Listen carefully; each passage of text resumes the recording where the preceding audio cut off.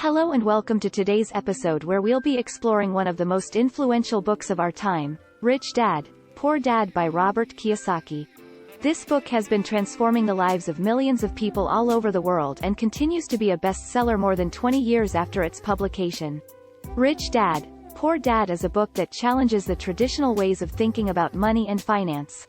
It tells the story of Robert Kiyosaki and his two dads, his biological father, who was a well-educated, yet financially struggling, poor dad, and his friend's father, a wealthy and successful entrepreneur, who became his rich dad.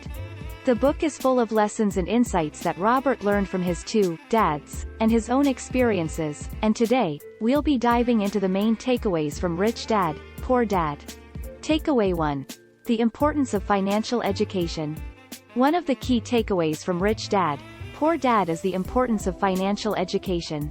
Robert Kiyosaki learned that traditional education doesn't necessarily teach us how to manage our finances and that it's important to seek out financial education and understanding.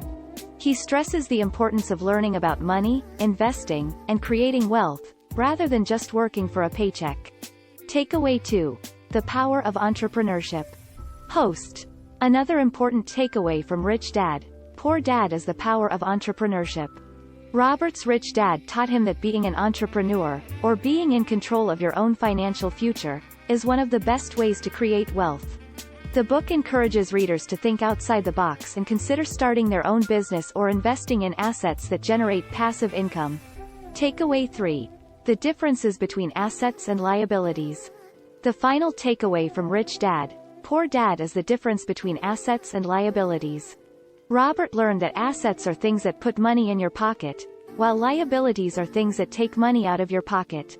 The book stresses the importance of understanding this difference and of focusing on acquiring assets, rather than liabilities, in order to create wealth. So, those are just a few of the main takeaways from Rich Dad, Poor Dad.